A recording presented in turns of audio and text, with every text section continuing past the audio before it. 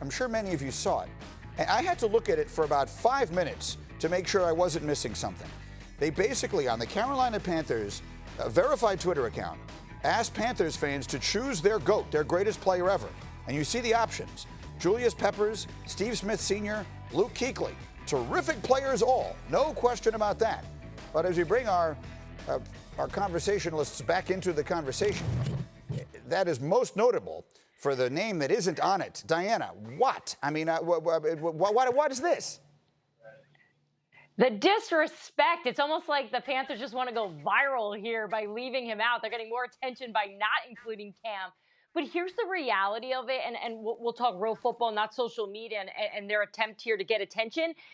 You know, you look at what happened there in Carolina, and I can tell you that even before Matt Rule was there was definitely some whispers there going on in the organization that they were moving on from Cam Newton. Then you bring Matt Rule in, who we know he's a culture builder. We know in Baylor, he was brought in here to really change the dynamic of that organization.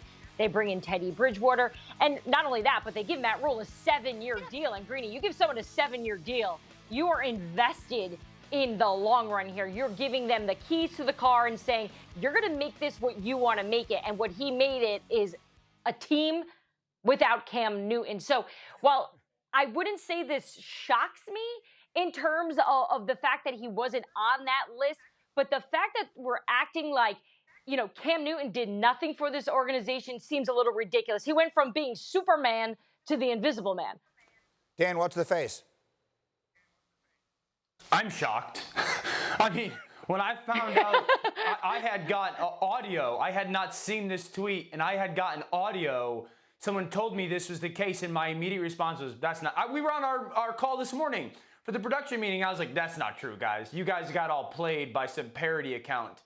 And then I looked it up. I was like, my goodness. And I don't want to be disrespectful, but this is really stupid. Like, Cam Newton is the Carolina Panthers face. They were on national television because of Cam Newton. Those three guys are great players. Cam Newton was the #1 pick. He is the only player in the history of their organization to win Offensive Rookie of the Year. He's the only MVP in the history of their organization. He led them to a 15-1 record into the Super Bowl. He leads them in passing yards in their organization's history. He's third in rushing yards in their organization's history. He's also the guy that every time he scored a touchdown, he ran to a kid in the stands and gave them the football. Like, Cam Newton was the Carolina Panthers. And Greeny, this to me, again, this seems purposeful. Like, this seems intentional, like they were trying to send a message. So listen, Matt Rule, I hope he does a great job, and that's awesome that they are deciding to wipe the slate clean and restart. They have that opportunity, and they're right to do that. Cam Newton's the best player in the history of the organization. Anybody who watches on the football field will tell you Cam Newton's the best player in the history of that organization, and it's sad that it has ended this way. Nate. He could at least be in the top 3. Like, I could understand the argument made that Julius Peppers was better, but they didn't even put him up for voting. Like, I'm confused. Maybe they don't understand what the GOAT emoji means. Maybe they think it means something else, because it certainly doesn't mean greatest of all time.